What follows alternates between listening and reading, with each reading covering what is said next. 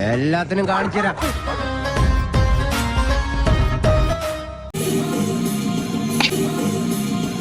Bad ആസുമ, ചീത്ത ചന്തി, ചീത്ത ചന്തിമ എന്നും പറഞ്ഞിട്ടാണ് അഖിൽമാരാറിനെ വരവേൽക്കുന്നത്.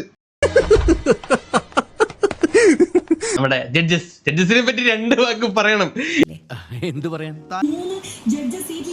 അതെ, അഗ്നിഗോളങ്ങൾ 3 സീറ്റിലിരിക്കുന്ന 3 ഗോളങ്ങൾ ആരാണെന്ന് നിങ്ങൾക്ക് അറിയൂ?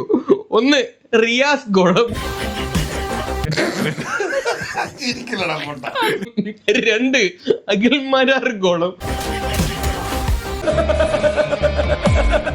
3 രഞ്ജിനി ഹരിദാസ് ഗോളം. അഗ്നിഗോളങ്ങളെ നമുക്ക് ഒന്ന് പരിചയപ്പെടാം. ഒരു കാലത്ത് നിരവധി യോദ്ധാക്കളുമായി അവർ യുദ്ധം ചെയ്തു.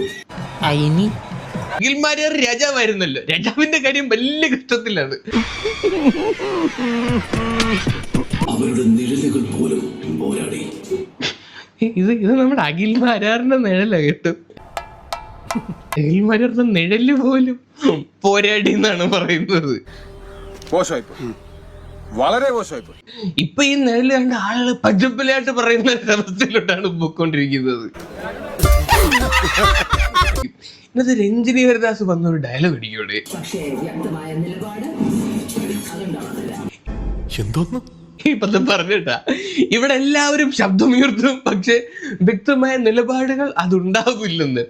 ഇത് കഴിഞ്ഞിട്ട് തൊട്ടടുത്തോട്ട് കാണിക്കുന്ന അഖിൽമാരാറിനെ കറക്റ്റ്. എനിക്കൊന്ന് അഖിൽമാരാറിനെ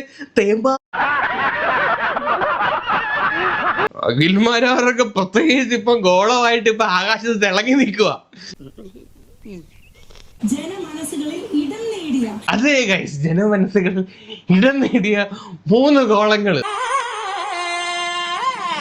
അഖിൽമാരാർ ഇപ്പൊ ജനങ്ങളുടെ മനസ്സിൽ ഇടം നേടിയതിനെയൊക്കെ പറ്റി ഞാനൊന്ന് ആലോചിച്ചിട്ട് എന്താണ് തമാശയാക്കാണ്?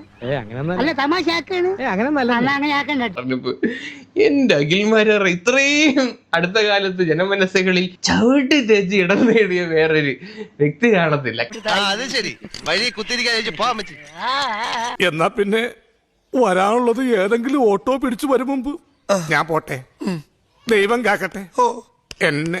അനിയാ പോട്ടെ, അമ്പി പോനെ പോട്ടറ. അറിയൊന്നും വിചാരിക്കല്ലേ മക്കളെ, മാമനോടൊന്നും തോന്നല്ലേ.